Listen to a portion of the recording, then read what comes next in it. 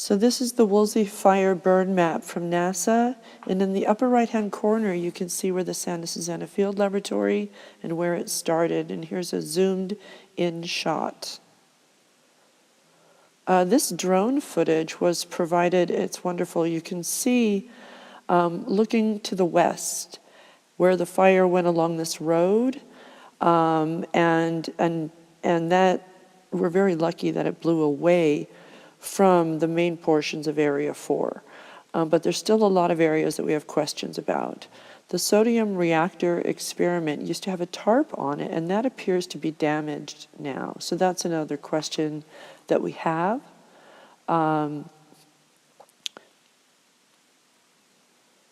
There's a lot of debris and ground and stormwater infrastructure that did burn in the fire, so we do have questions about that. Here in the center, you can see the storage area, and then you have Bravo on the left, that area burned, and then you see the unburned portion in that little corner on the right.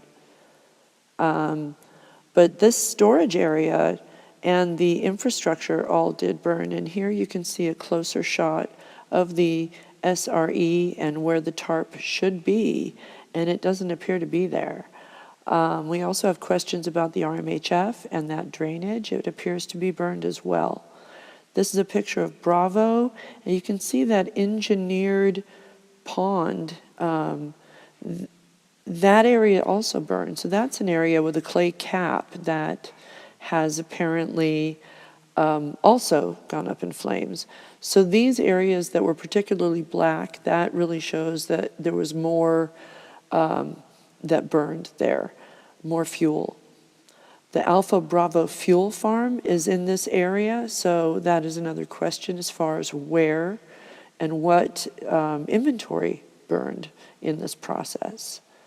We need to understand why the tarp was removed and where it was disposed of, since it contained mercury and other radionuclides. Here you can see Area 3 and where the SCE substation is, where the fire started, and that burn line that I've marked in red. These are additional questions that we have. We need to know about the inventory in each of these areas. We need to understand what infrastructure did burn and what areas, like waste storage, like the old conservation yard, like the ECL, these are all areas that had barrels and barrels and barrels, and we want to know what happened to those barrels and what the current condition is right now after the fire.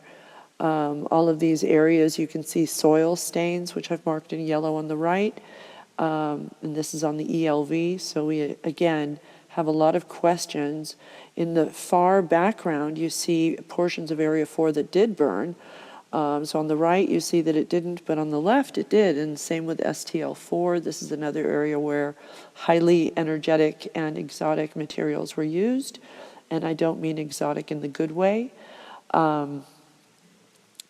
This RMHF was the most radioactive area, and we need more information about what the status and current condition of that is, as well as the pond area and the old conservation area that is surrounding the SRE. But here you can see a closer shot of that.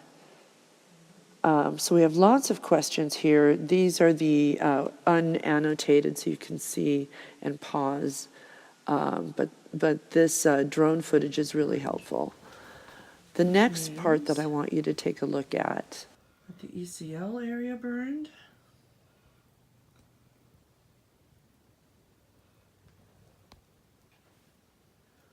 The cryogenic test cells.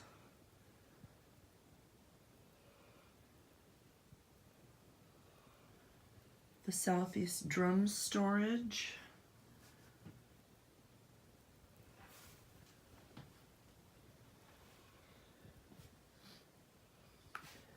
And STL4 had a lot of exotics down here. So all of this is of real concern. And the other problem I'm having is the SRE Tarp. Why does it appear that this tarp is missing. Why would it be gone unless it was damaged?